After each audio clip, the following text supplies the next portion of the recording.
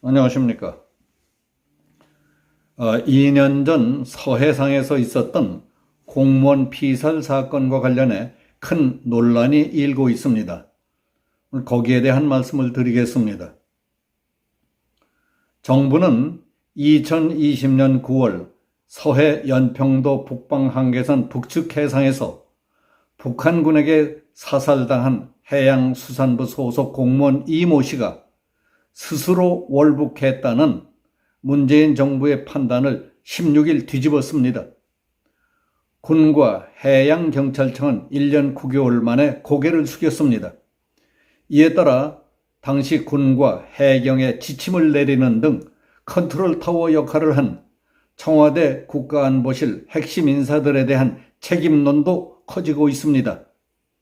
이 씨의 친형 이래진 씨는 동아일보와의 통화에서 전 정부가 너무 무리하게 거짓 자료, 거짓 수사 내용을 발표하면서까지 내 동생을 월북으로 몰아갔다며 저는 이것을 범죄 행위로 간주한다고 말했습니다. 당시 국방부와 해경은 북한군 간 교신 감청 내용 등 특수정보 SI를 결정적 증거로 보고 이 씨가 자진 월북한 것으로 판단했다고 밝혔습니다. 그러나 이 정보만으로는 이 씨의 월북 의사를 단정할 수 없다는 게 현 정부의 판단입니다. 정부 핵심 관계자는 일부 특수정보 SI만 보면 월북으로 간주할 만한 소지가 있었다. 그러나 다르게 해석될 수 있는 다른 SI들도 있었는데 당시 해경 등이 이를 종합적으로 보지 않았다고 말했습니다. 군 관계자도 월북 의사로 확인된 SI도 이 씨가 생명의 위협을 느껴 나온 것일 수 있다고 했습니다. 국방부는 2020년 9월 24일 발표에서 이 씨가 월북을 시도했을 것이라고 추정했고 해경도 중간 수사 결과를 발표하며 같은 입장을 취했습니다. 즉 북한이 북측 해역에서 발견된 우리 국민에게 총격을 가하고 시신을 불태우는 만행을 저질렀음을 확인했다고 발표했습니다. 하지만 사흘 뒤인 27일 시신 소각으로 추정되며 정확한 사실 확인을 위해 공동조사가 필요하다고 했습니다. 확인을 추정으로 입장을 변경한 것입니다. 국방부의 입장 변경 이틀 전인 25일 북한은 대남 통지문에서 시신이 아니라 이 씨가 타고 있던 부유물을 소각했다고 주장한 바 있었습니다. 특히 대통령실은 당시 국방부와 해경이 이 씨가 스스로 월북했다고 발표하는 과정에서 청와대에 직간접적인 지침이 있었던 것으로 파악하고 있습니다. 해경은 이 씨가 피살당한 이틀 뒤인 24일 첫 발표에서 월북 징후를 전혀 남기지 않았다고 했지만은 29일에는 이 씨의 도박빚, 월북 의사 표명 정황 등을 언급하며 월북한 것으로 판단된다고 발표했습니다.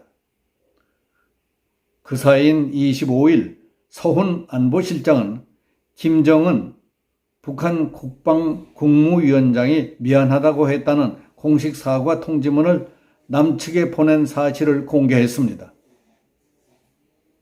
이에 대해 더불어민주당 윤건영 의원은 교묘하게 사실관계를 호도하고 있는 것이라고 정면으로 반박했습니다.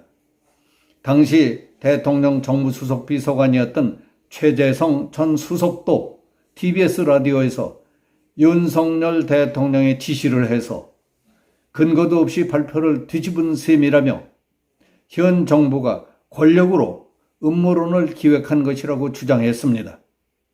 이에 따라 전 정권 간 충돌이 본격화될 것이라는 관측도 나옵니다. 그러나 국방부는 1년 9개월 뒤인 지난 16일 입장문을 통해 2020년 9월 27일 청와대 안보실로부터 사건과 관련한 주요 쟁점 답변 지침을 받아 최초 발표해서 변경된 입장을 언론에 설명했다며 청와대 지침에 따라 입장을 바꾼 사실을 뒤늦게 공개했습니다. 사건이 벌어진 시점은 문재인 정부가 남북관계 개선에 박차를 가하던 때였습니다. 정부는 군 당국을 통해 이 씨 사망 이틀 뒤인 9월 24일 이를 최초로 공개했습니다. 발표 전 문 대통령은 유엔 총회 화상연설에서 종전선언을 제안했습니다. 일부에서는 당시 정부가 과도한 북한 눈치 보기로 시간을 사건을 축소 왜곡시킨 것이 아니냐 하는 의혹도 제기됐습니다. 군 관계자는 사건 발생 직후 안보실에서 함구령이 내려졌었다. 당시 군 내부에서는 자진월북 추정 판단이 너무 성급한 것 아니냐 하는 우려가 많았다고 전했습니다. 당시 청와대와 국방부 해경 사이에 보고 및 의사결정 과정을 둘러싼 의혹도 커지고 있습니다. 핵심 열쇠인 전 정부 안보실 자료는 현재 대통령 기록물로 15년 동안 사실상 봉인돼 당장 공개가 어렵게 만들어 놨습니다. 다만 시민단체나 유가족 등이 고발에 나설 경우 검경의 수사를 통해 실체적 진실이 밝혀질 가능성은 있습니다. 이 레진 씨는 진실의 문이 열린 만큼 당시 관계자들에 대한 고발을 하겠다고 말했습니다.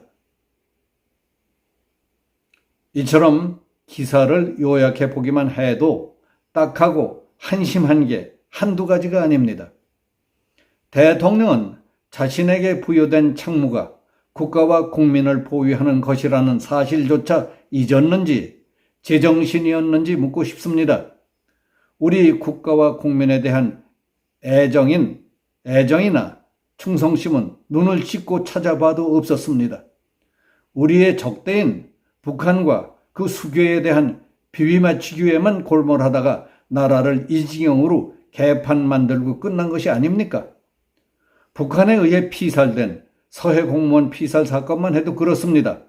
2년 전인 2020년 9월에는 문재인이 유엔에서 종전선언을 하고 여러 나라를 돌아다니면서 종전선언을 부르짖으며 한반도의 평화정착과 남북관계 개선을 하겠다며 혈안이 돼 있었을 때였습니다.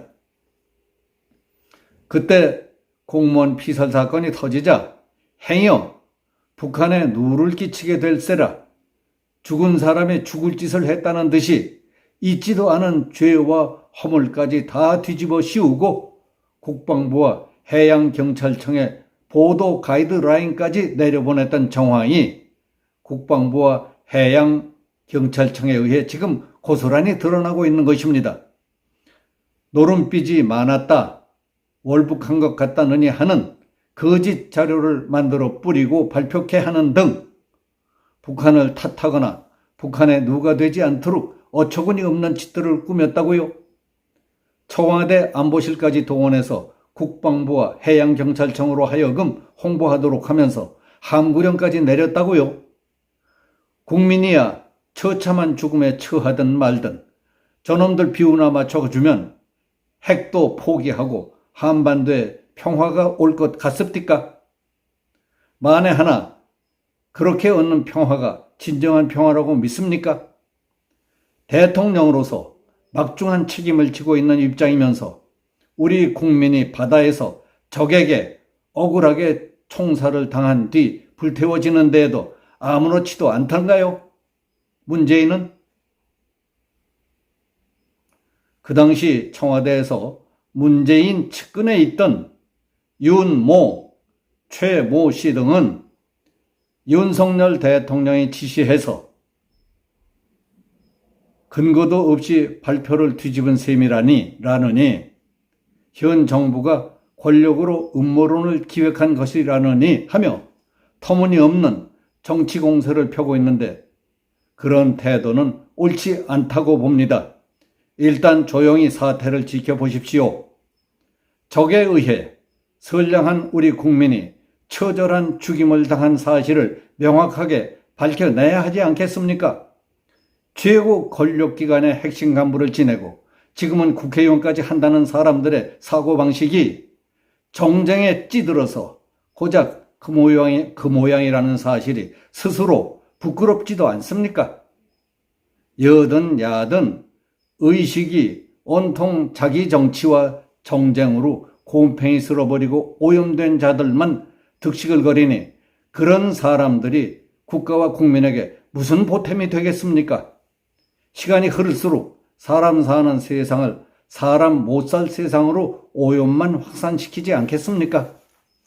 반성들 하십시오. 여기서 마치겠습니다. 감사합니다.